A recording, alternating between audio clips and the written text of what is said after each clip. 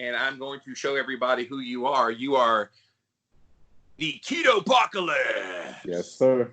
Jason Carter is his name. He's a registered nurse there in New York City, and you have an incredible story, man. A lot of people are starting to learn who you are and wanting to kind of get to know, oh my gosh, who is this guy that has had an incredible transformation experience, and we'll definitely get into that. We got a lot of things we're going to talk about here today, but why don't you just kind of tell us the long and short of what happened switching over to more of a carnivore diet? Okay. Well, it starts out with me being someone who used to be 300 pounds. And that was as a result of abusing a SAD diet, standard American diet. From there, I decided to try a vegan diet where I lost quite a bit of weight, but I also lost muscle. I also lost, my mental health, my ability to thrive. From there, I decided to go into a vegetarian diet. That failed miserably. I rebounded back into a SAD diet, gained weight again. From there, I accidentally stumbled onto a ketogenic diet, and it's through reading your book, the Keto Clarity, that I started learning that exact same book.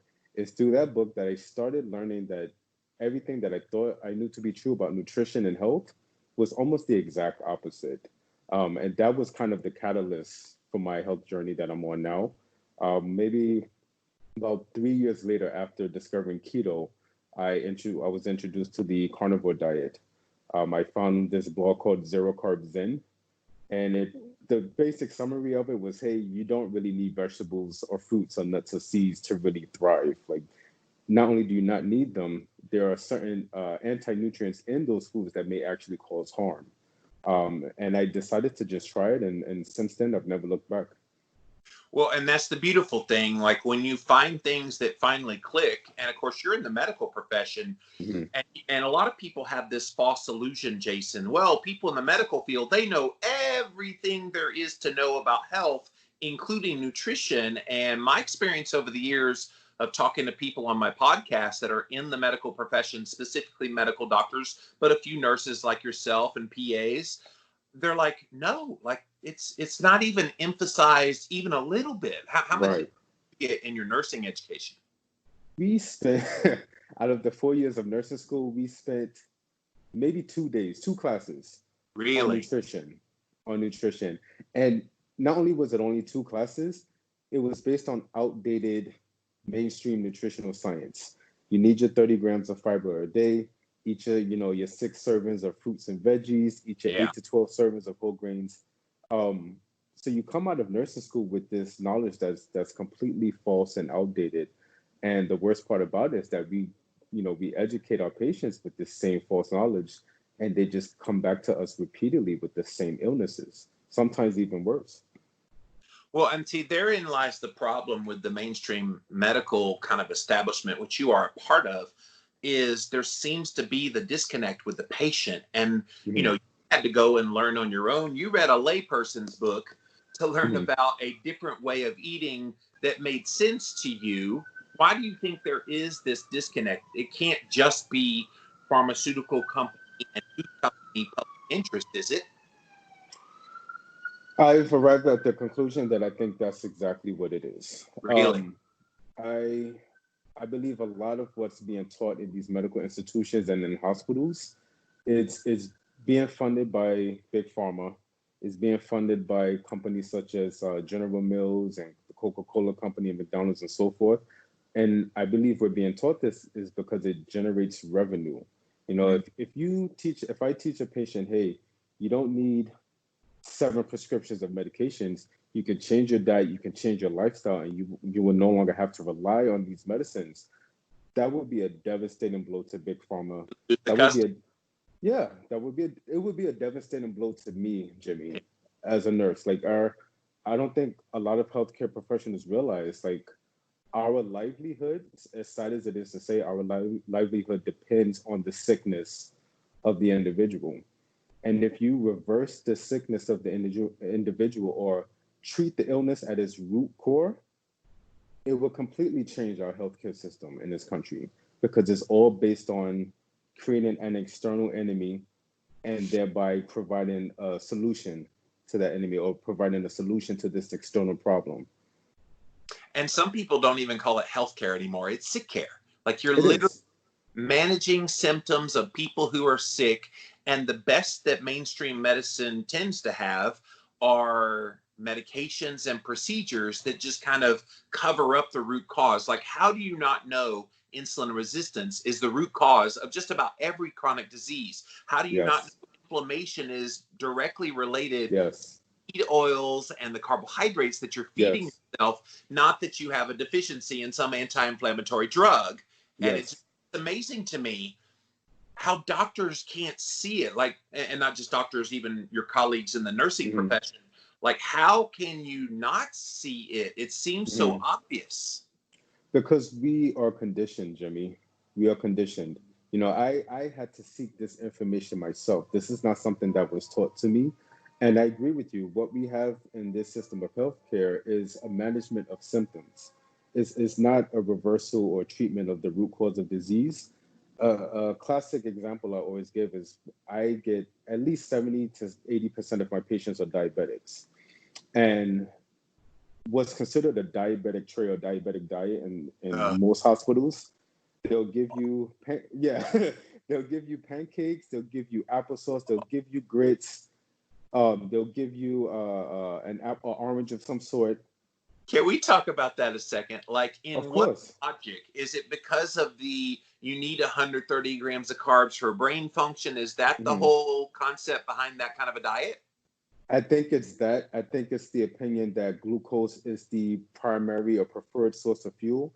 But I also think it's because hospitals feeds patients the foods that are the cheapest, and it's the cheapest because it's subsidized by the government. Yes.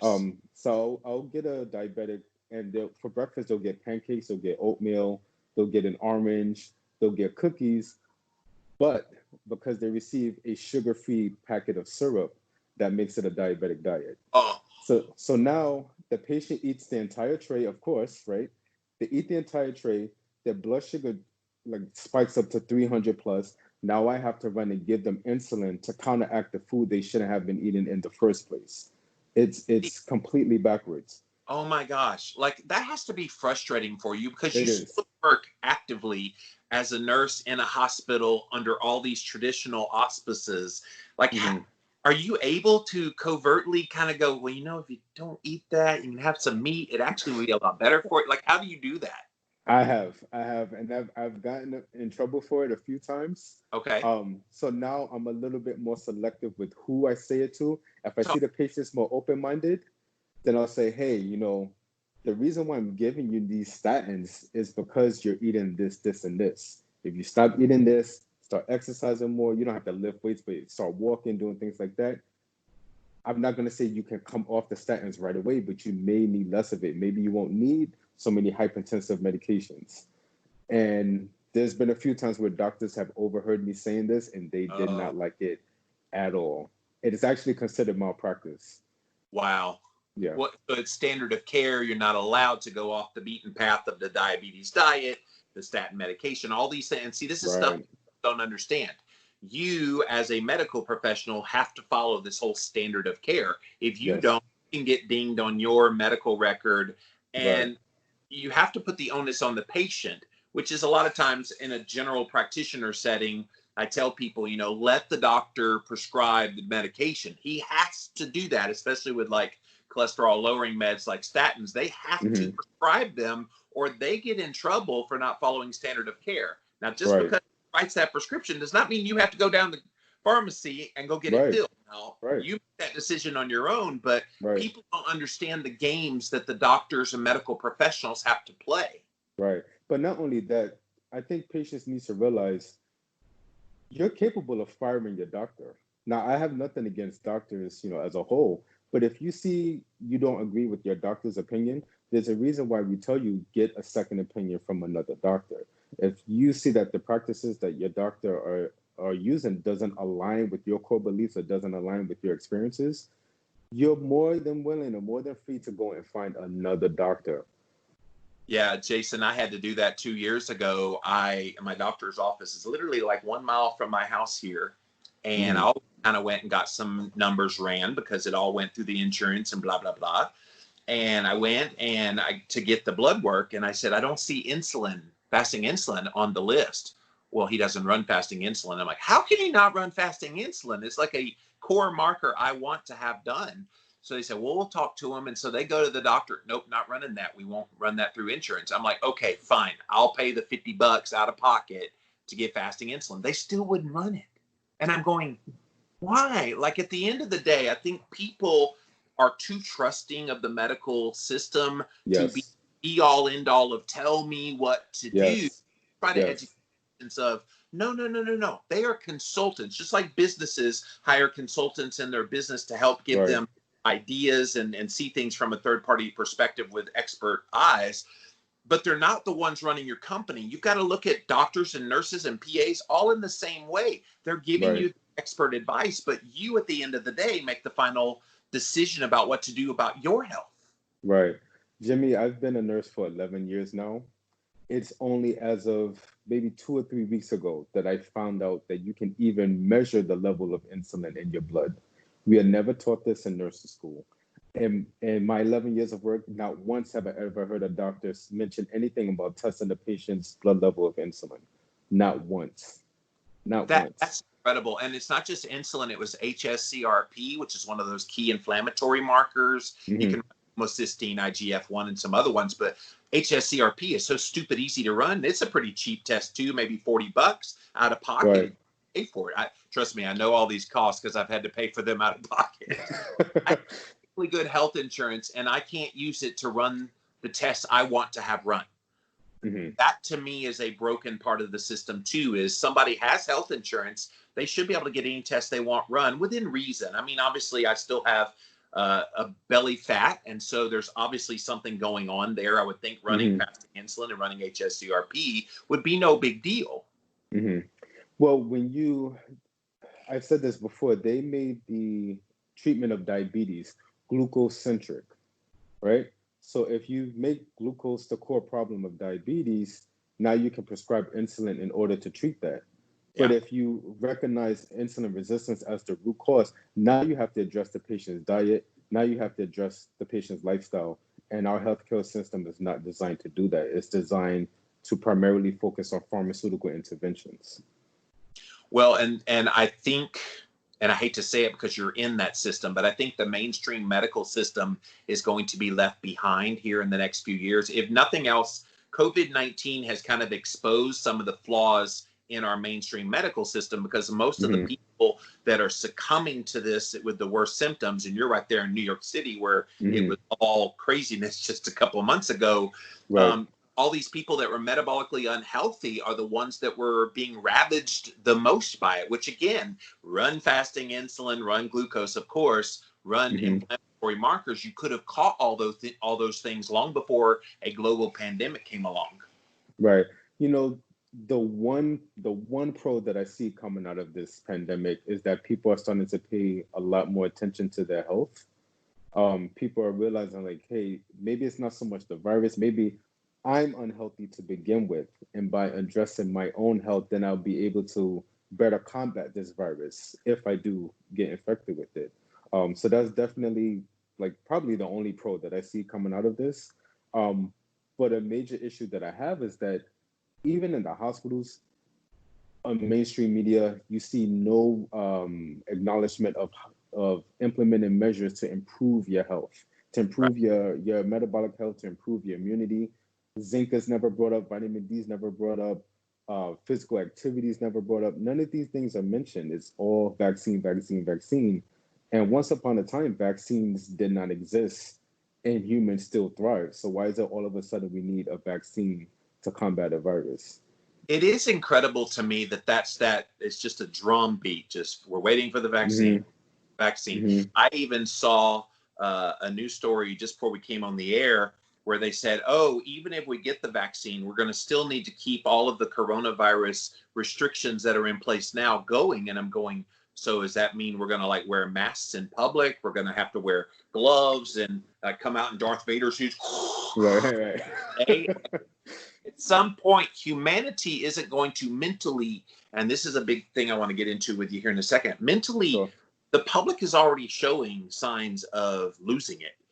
How yeah, much longer do you think we could last under these auspices of all these restrictions, all under the guise of trying to be publicly healthy? But what are we ruining in other parts of our health in the process? I think willing people are willing to sacrifice their liberty and their health under the guise of remaining safe, and that's what I see happening. I see if the mainstream media and mainstream scientists and doctors and other healthcare providers are willing to pump this constant stream of fear, the people are willing to succumb to whatever recommendations are being made. And I see that a lot in New York City. I remember when the pandemic first started, I went to go stock up on some food, and I'm looking at people's shopping carts, and it's filled with soda, it's filled with Pop Tarts, it's filled with crackers. And I'm thinking, if society were to really shut down right now, what are the chances that you're going to be able to survive on what you have in your shopping cart? So it boggles my mind. Like, people are scared of this virus, but they're not scared of the things that they've been doing to themselves for the last 15, 20, even 30 years.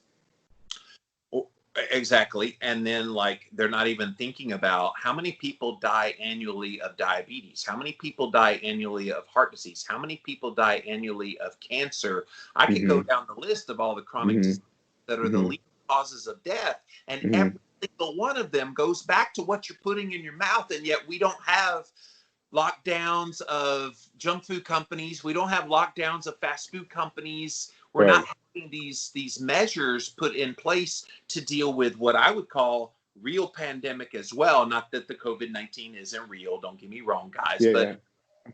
we're not paying much attention to other things that I think are equally as deserving of attention as COVID-19. Yeah, and I think the general public doesn't pay attention to these things either. And the reason why I think that is because it doesn't cause acute illness, right? It doesn't cause acute death.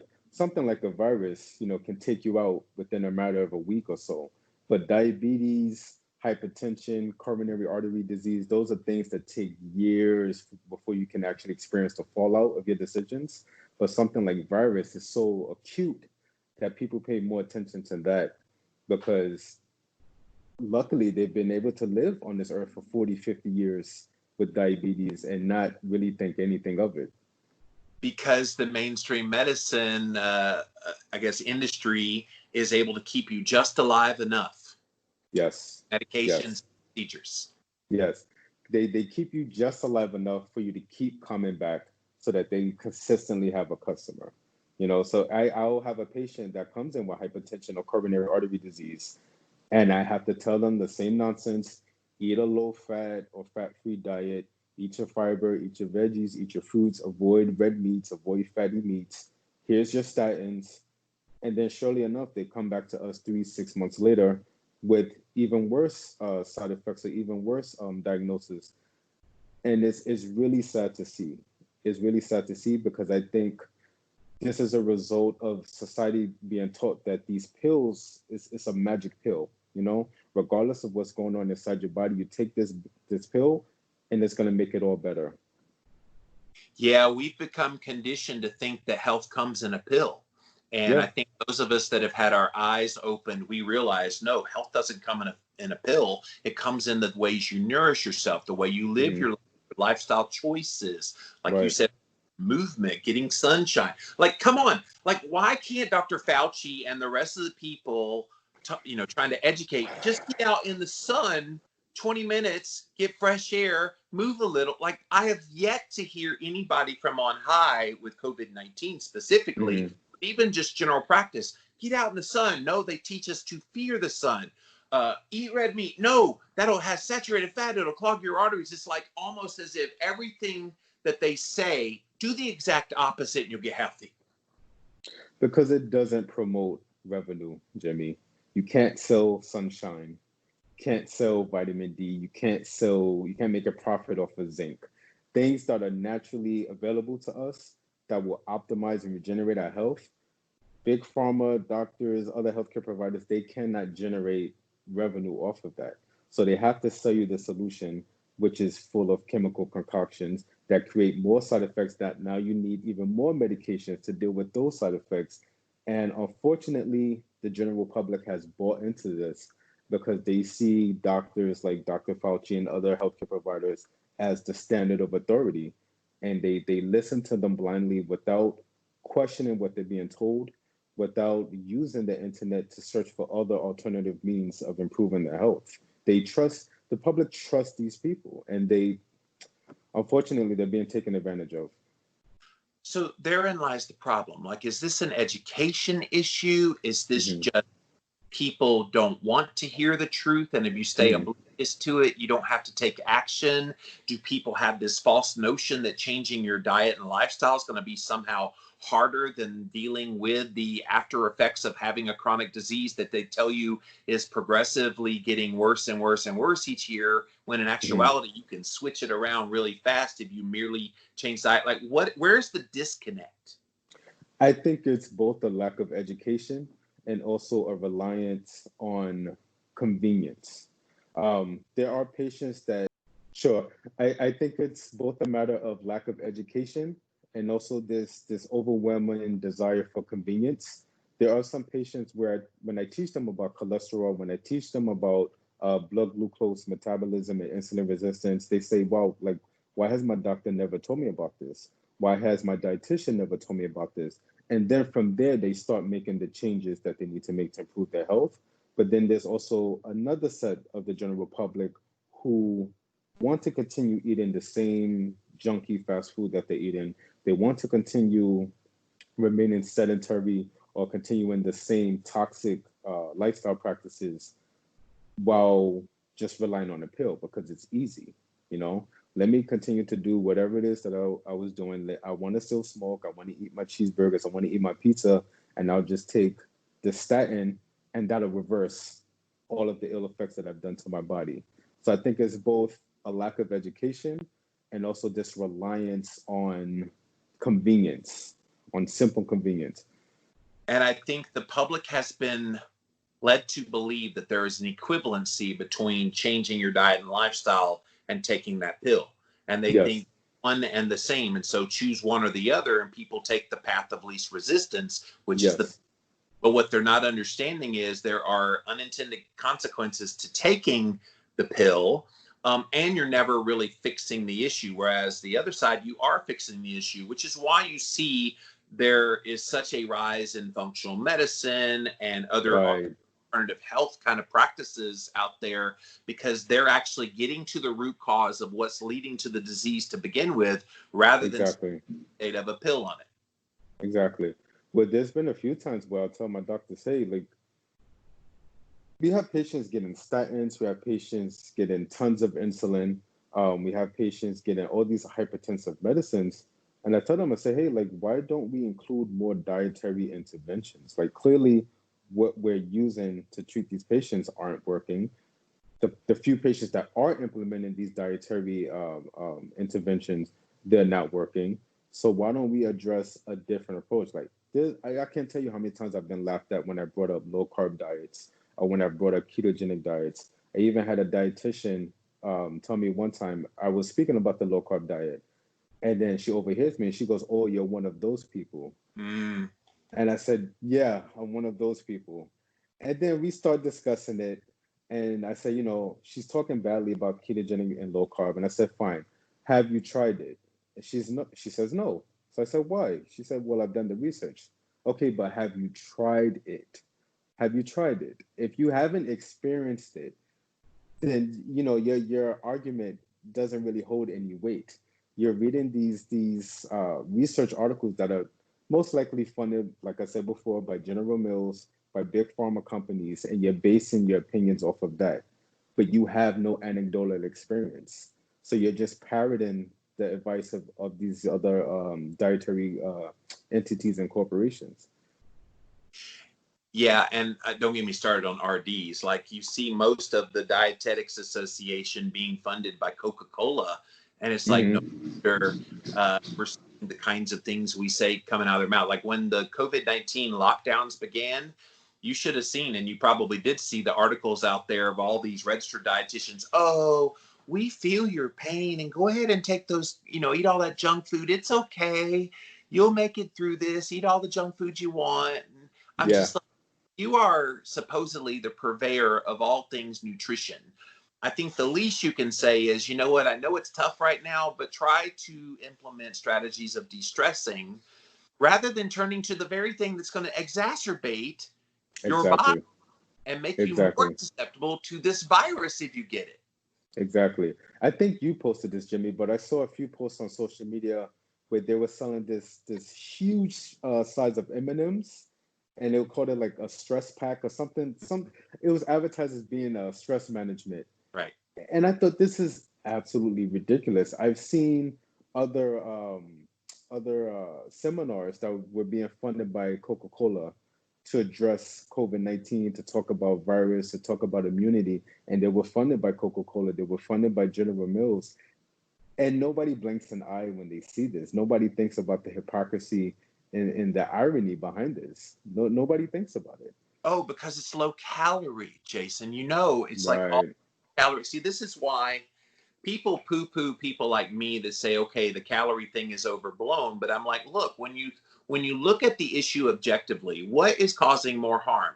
Is it the actual calories, the total number of calories that people are consuming?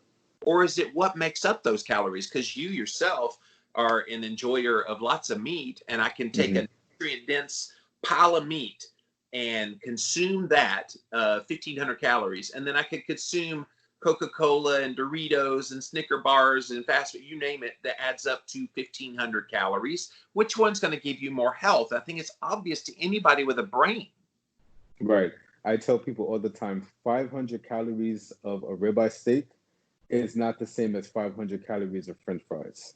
No. Yeah, same amount of calories, but your body does something completely different depending on what you eat. And I think it's another justification for people to eat the same crappy junk foods. So long as they stay within their caloric range, they can eat whatever they want. And meanwhile, they're just causing all types of metabolic damage.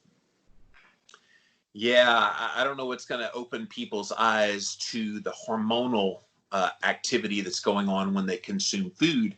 Because if you focus on calories, which is what Coca-Cola and other junk food companies push hard, it's literally their last leg. If they lose calorie discussion and it's only about hormones, oh crap! Now we're caught with our pants down. Yeah. Well, Coca-Cola funded tons of research, basically blaming us, saying the problem is not Coca-Cola, the problem is not sugar, it's you. You're not moving enough. Start jogging 10, 20 miles a day, And they did that to justify the consumption of their products. No one talks about the hormonal effects of food. Doctors never talk about it. We weren't taught about it in nursing school. They probably not taught about it in medical school. They're going to tell you, it's not sugar. It's not that you're spiking your insulin 5 or 6 times a day. You're eating too many calories. So you can still have our Coca-Cola. You can still have our Pop-Tarts. You can still have our cornflakes. You just need to move more to compensate for that. And it's a dogmatic belief that I see being repeated over and over today. So let's shift gears. Did you work on the front lines of COVID-19? Did you have COVID-19 patients in your hospital? I did.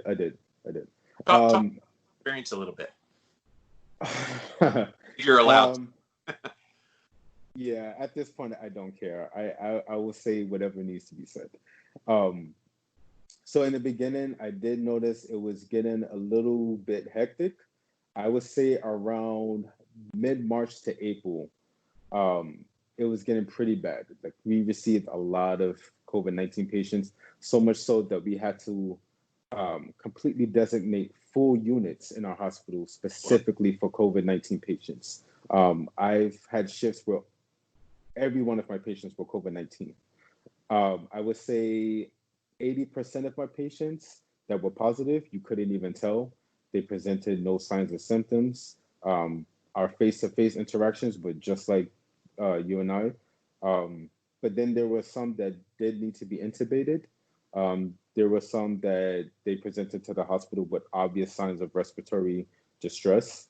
But I will say a lot of what I've noticed in the hospital didn't exactly align with what was being said on the news. Um, so I kind of kept the open ear because I don't know. I don't know if we're purposely being lied to, but I feel like there's not 100% truth that's being brought to the public during this pandemic. Talk about the disparity between what you saw on the front lines and what you were hearing in the news media. Okay. Well, one of the things is that, I mean, the whole point of this lockdown, right, was to prevent the medical institutions or the medical facilities from being overwhelmed, Flatten right? the curve. Yes, we had to flatten the curve to keep the medical facilities from being overwhelmed. Right. I personally have not noticed a point where the medical facilities were overwhelmed. Was that as a result of the lockdown? Maybe. But I even have other friends in other facilities where they weren't overwhelmed. I mean, it's so much to the point where we have this whole trend on TikTok and other social media of nurses and doctors doing these dance routines and dressing up in costumes. And I'm thinking, like, I don't get it. You know, we're being showed fake videos of ERs from other countries. I don't know if you know about that. Like Oh, this ER from it. I posted on my Instagram stories where they use the exact same picture and the exact same video from Right, right, Italy, China, right, Australia, and then here in the States. right. And I would finish a shift and then I'll come home. I'll watch the news and I'll see something completely different from what I've seen in the hospital. And Jimmy, that's not to say that it wasn't busy. It's not to say that there weren't times where we were overwhelmed. Absolutely.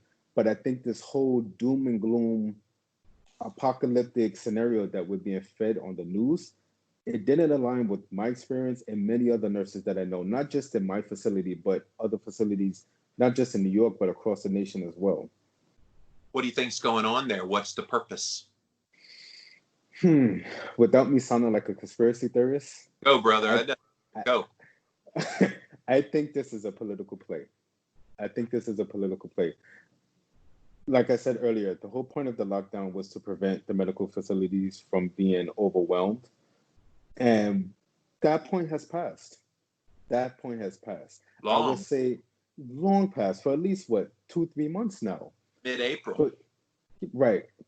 But now the lockdown remains. And I think this is really a power grab.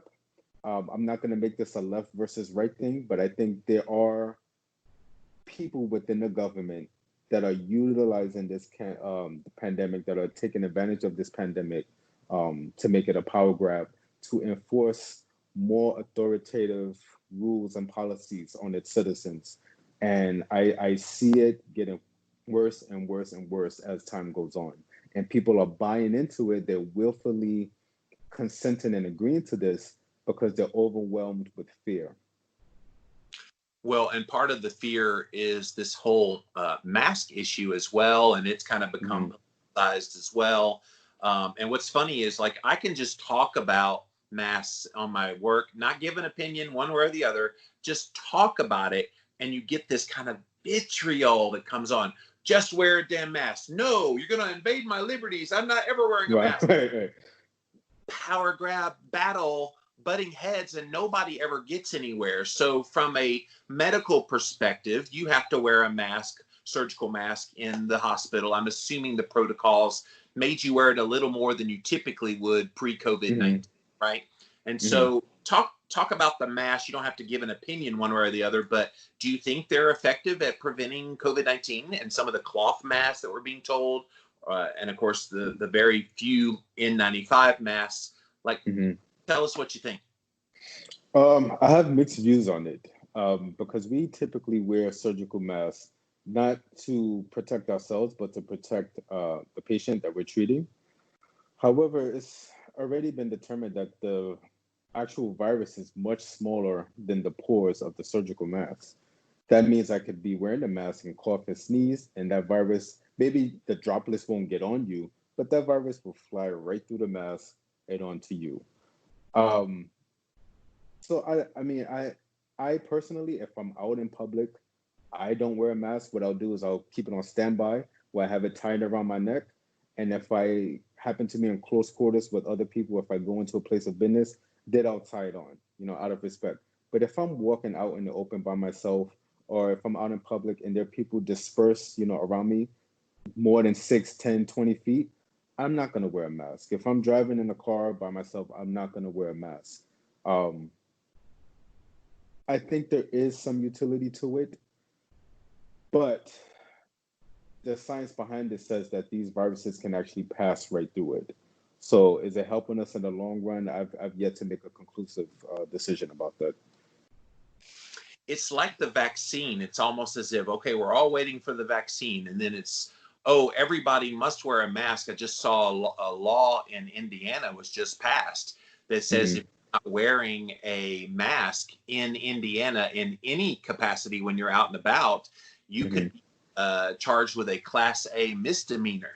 I'm going, whoa, now it's modified.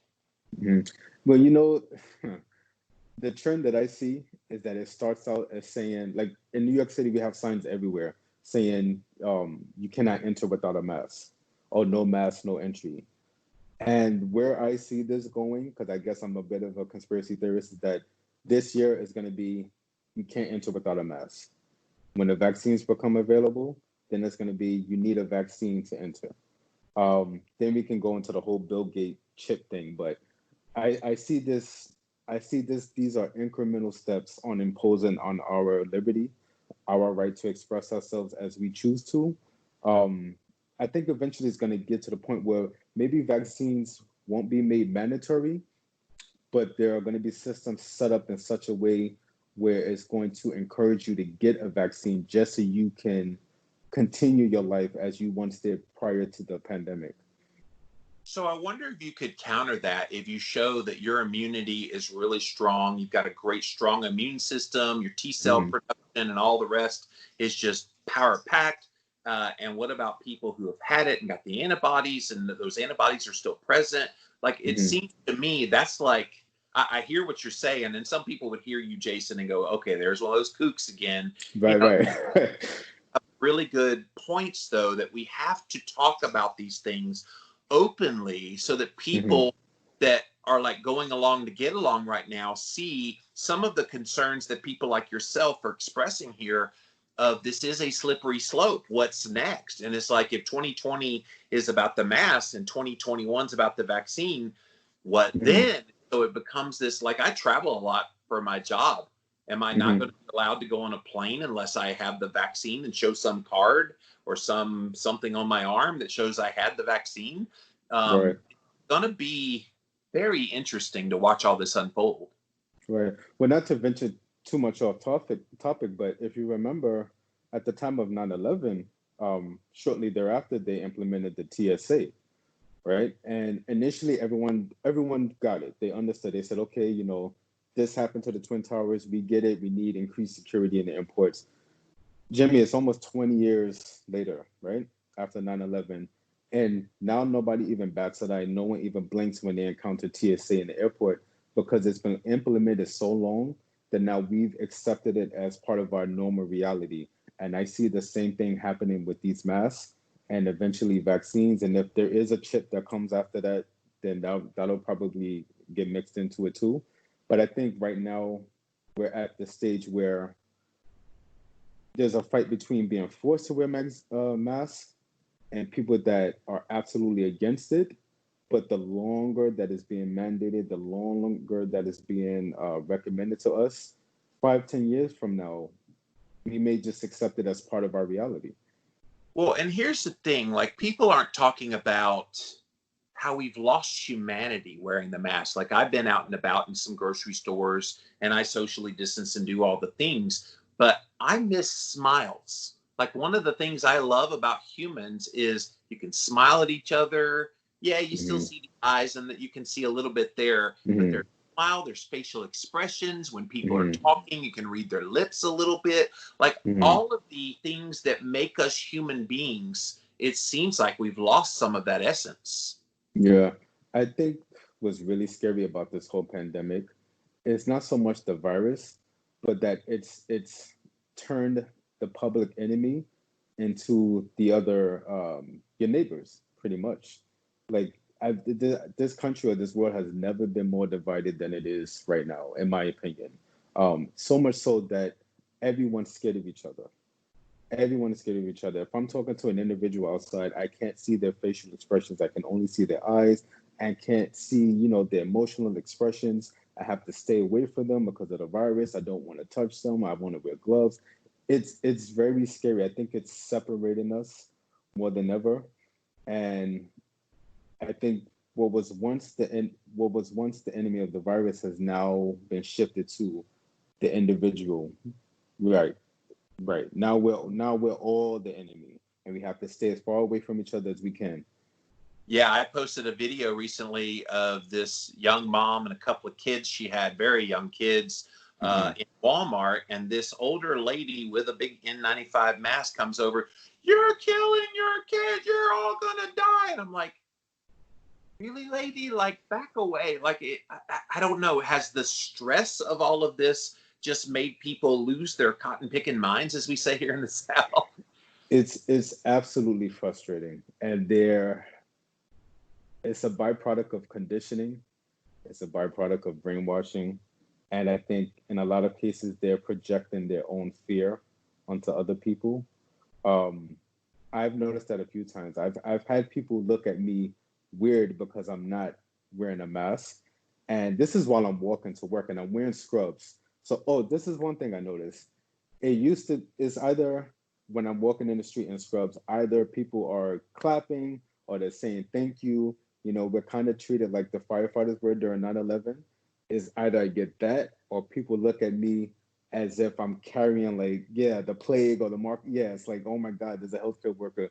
So I'll actually see people cross the street or people who are. And it's not racism, the reason why. So. No, exactly. Exactly.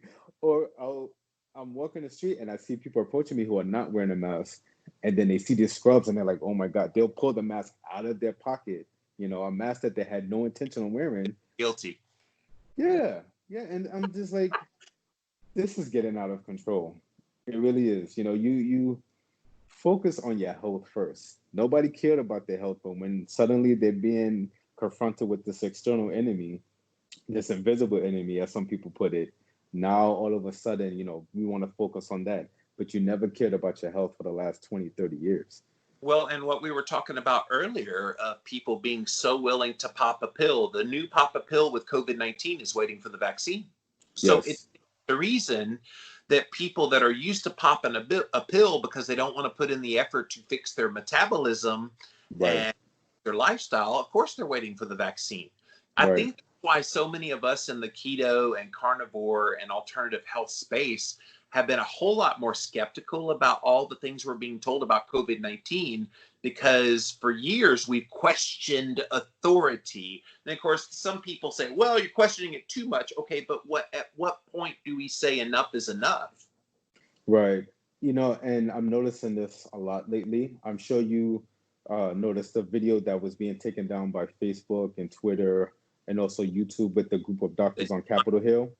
Yeah, it's I understand this idea that you want to provide the public with correct information, but I feel like that's something that we should be able to decide ourselves. Go ahead.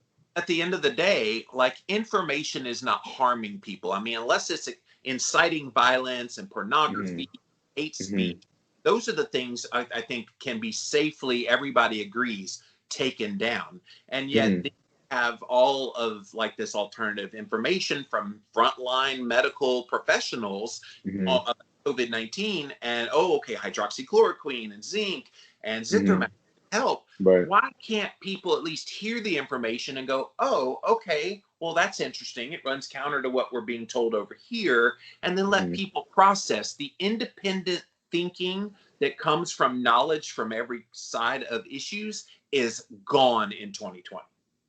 Yeah, because it doesn't fit the powers that be. It doesn't fit their narrative. It doesn't fit their agenda. They want us to follow the advice of doctors and scientists, but only these doctors and scientists, not those. But that is so un-American. It's so unconstitutional. I fear, Jason, 2021 is going to have so many lawsuits over and liberties, Right. and oh my gosh, it's just the Supreme Court won't be able to hear them all. Right. Well, correct me if I'm wrong, but I think these vaccine companies have complete immunity. I think you can sue the government, but these vaccine companies, I think a lot of them have immunity, broad Yeah, immunity I from have no idea. I know that there since is 1986, I believe. 86. There was a bill in law in Right.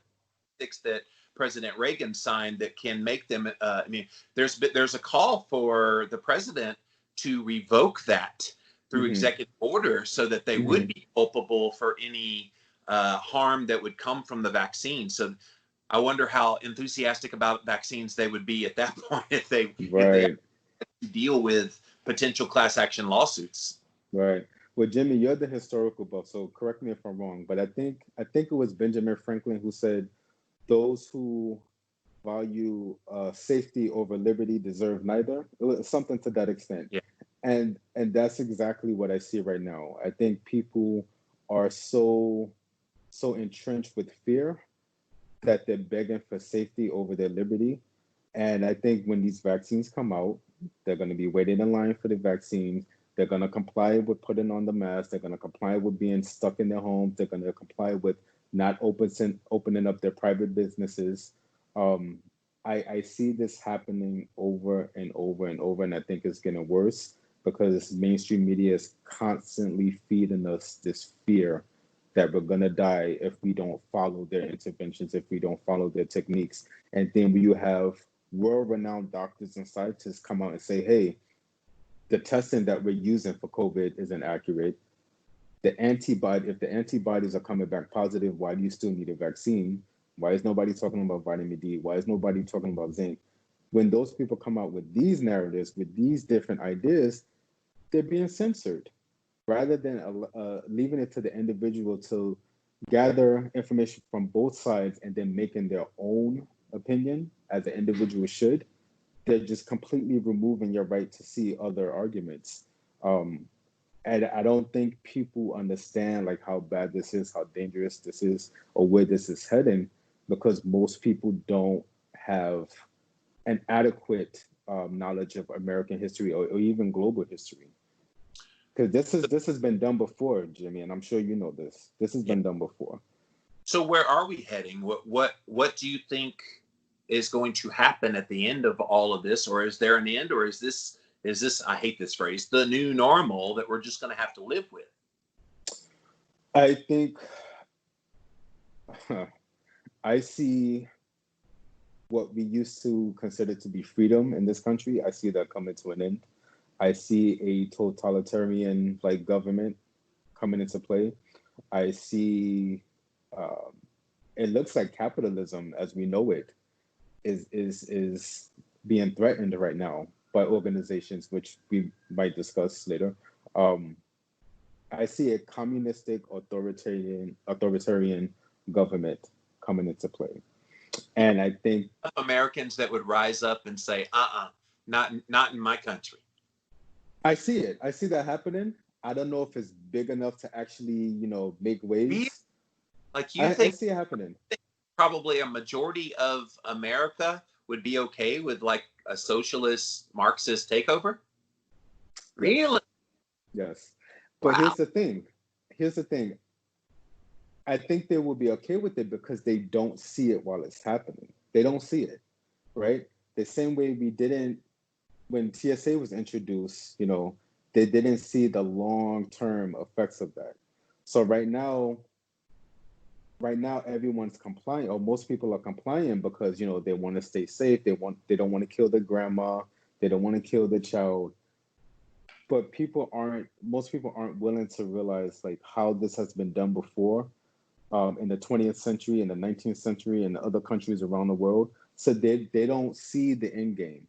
So I think that's how we're going to get this, that most people don't see the end game. Most people don't see the patterns that we're repeating from the 20th century because we're not taught this.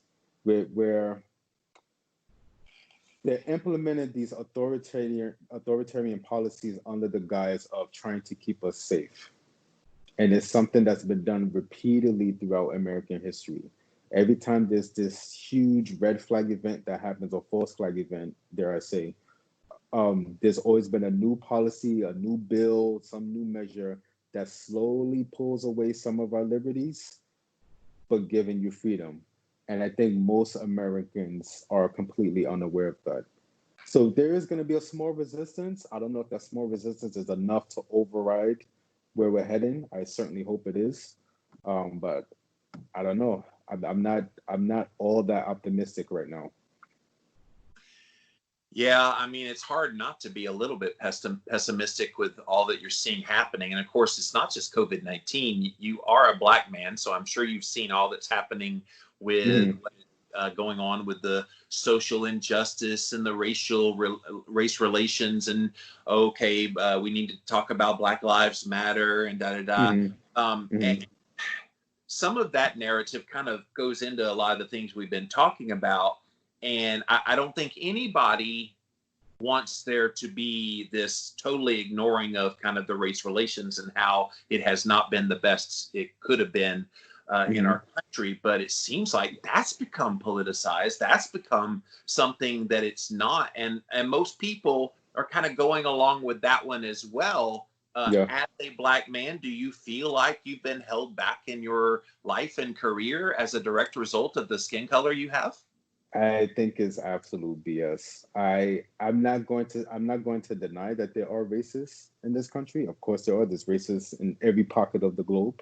But this idea of systemic racism, I personally I don't believe it exists. I believe that I am capable of achieving anything that I'm willing to put in the work and effort into. Um, and I think this is you see this throughout all of the country. You can't claim there's systemic racism when you have a Black president that was elected not once but twice. We've had people like Condoleezza Rice. We have people like Colin Powell. We have Black people in high levels of professional sports, music, Le- art, and just LeBron James is about to become a billionaire. exactly. So we have people of color in just about every industry who are highly successful. I refuse to believe that there's this idea of systemic racism while also seeing this in front of me. It doesn't make sense. Had we been in the era of Jim Crow or even prior to that with slavery, then obviously. But no, I think what we're witnessing is not a crisis of racism. I think what we're witnessing is a crisis of individual responsibility. It's a crisis of personal identity. It's a crisis of culture more than it is a crisis of actual racism. Can I tell you, I've been trying to talk about this issue very openly, and I know you read my Instagram page a lot. Hmm. And I did a post recently about, America's the great land of opportunity. You can become whatever you want to become. Hmm. Put in the hard work and the effort, and you can achieve the dreams of your heart. Now, very inspirational post, very Hmm. patriotic. I Hmm. had a Black gentleman come on there and say, "This is the most racist thing you could possibly say. How dare you tell me that as a Black man, I can become whatever I want to become? No, I choose to be a victim." And I'm going, wait, like if you give people the notion that they're a victim, why would they ever try to accomplish? And I don't think that's being stated enough. Like, let's stop making every Black person a victim. Right. Instead, empower them. Okay, you've got challenges in your life. I had a friend of mine named Sean Croxton on here recently. He's a Hmm. multi-millionaire as a Black man, because he put in the effort. And he told me directly, well, you know what? I'm a little more proud because not only did I accomplish, but I did it as a Black man. Like, it gave me a sense of pride that Right. despite the challenges in my life because of the color of my skin, I Hmm. overcame. He has so much more gratification for that accomplishment. Yes. Yes. Yes. You know, since I've come out recently, I started talking more so about politics. I've had friends call me all types of words, Jimmy. I've had people on social media send me all types of hateful messages. I've been called the N word. I've been called a coon. I've been called the Uncle Tom. I've been called all types of names because I refuse to accept victimhood. I refuse it. I refuse to accept the idea that I'm a victim, that I'm being opposed upon, that I'm being oppressed. that I'm subject to, the powers and institutions of Caucasians. I don't buy into it. It doesn't fit with my reality. My parents, they're from the West Indies. They came here, they worked hard, and as a result of them working hard, I was able to work hard and become a college graduate and become a healthcare professional. So, and there's many Black Africans that come to this country because they understand the opportunities that this country have, and they work hard and they excel. So I don't understand if America is so racist. Why is it not racist towards those who come here from other countries that are able to excel? Obviously, they are able to put in the work effort. They accept personal responsibility. They accept personal identity. Um, I would argue there are some differences in culture as well between the two. But there's a clear-cut example.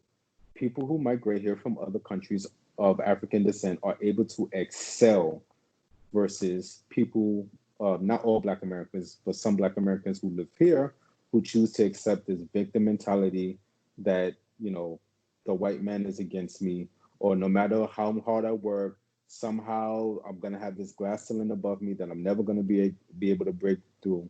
So the country is a racist. It's people need to take on more personal responsibility.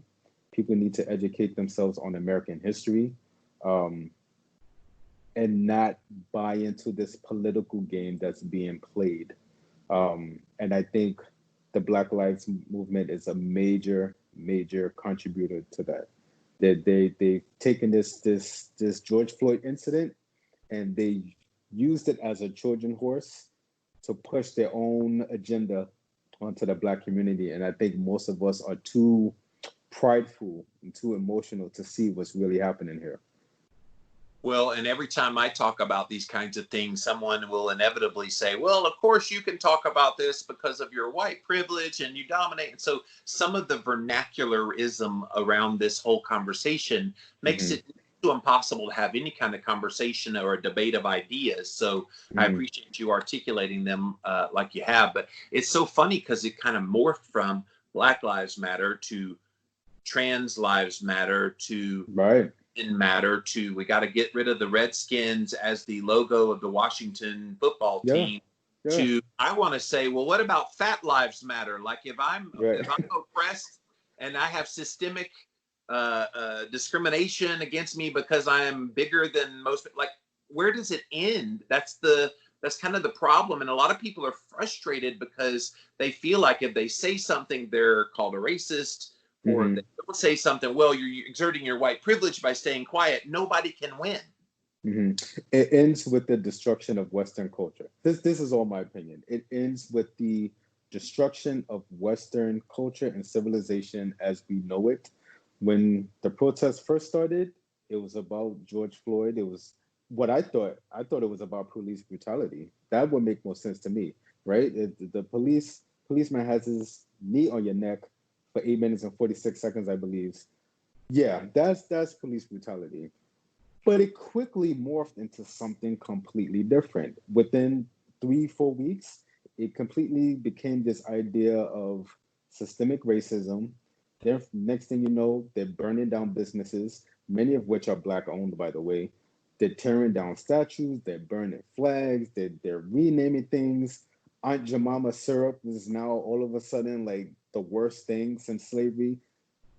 So I don't think people realize what's going on here. There are a lot of people who protested, who actually protested the event of George Floyd, but it's been hijacked by something completely different. And what we're witnessing is an attempt to destroy America or to destroy Western values, to destroying Western civilization, so they can bring about their, I guess you can call it communistic. I'm not sure exactly what the aim is, but it seems like a communistic, anarchist culture that they're trying to bring into America. And they use George Floyd as this trigger or this Trojan horse to take advantage of so they can implement their own ideologies. And unfortunately, a lot of us have bought into it. Yeah, George Orwell was way ahead of his time, wasn't he, with 1980? Oh, man. He couldn't have been any more accurate. He was ridiculously accurate. And I'm actually encouraging people to read 1984. 1984 and Brave New World. Or listen, yeah, Brave New World's another good one. Or listen to the audio version of 1984 if you have one of the devices like Alexa. I don't want to trigger it. Yeah. Play the audio that's dramatized, and it's freaky when you listen to it. You go, oh my gosh, are we in 2020? Because it feels like it when you're hearing all these things. Yeah. What they say, you know, does art imitate life or does life imitate art? And And I the think in his, yeah, I think in his instance, arts imitate life. I think, you know, again, I sound like a conspiracy theorist, but I don't think he was that creative to just come up with all of these ideas without knowing something. Somewhere in his mind, he had to have been able to see the trajectory of this country or the trajectory of the West and where it was heading. And he used that as an influence for writing 1984. That's my own opinion. But when you look at these classic works of fiction compared to where we are now, the accuracies are and the correlations are so mind-blowing. It's scary, actually. It's quite scary. I don't want to end on this note because it's so doom and gloom. Like, give hope. Like, is there anything that's good coming out of any of this that you can see? I think people need to understand that they have a right to speech. I think people need try not to be succumbed by fear. I think people need to keep an open mind to what they're being told and not have this blind obedience to authority. And I think once they start doing that, then they'll be introduced to different ideas, and that will allow us collectively to overcome this small group of people that's trying to take over. But it starts with the individual, Jimmy. It starts with the individual. We have to take personal individual responsibility of ourselves, and only at that point can we see us resisting what's happening in America right now, or even globally. Yeah, it's certainly one of those things that's on the hearts and minds of everyone. So I appreciate you being so forthright here today. And certainly, you know, it's easy to go down one political path or the other political path. But when you try to talk objectively about this, it's hard not to notice what's happening here. So I sincerely, from the bottom of my heart, appreciate you talking so openly about it. Again, you guys, the Keto Apocalypse. Go follow him over on Instagram. He's just under 8,000 followers. We're going to try to get you over 8 for sure. Definitely go check him out. 111 pounds lost, eating mostly an animal-based diet and bodybuilding and all the things that you're doing. And man, just keep doing your work, man. I know you've got a website that you're working on. Any details about that you want to share before we go?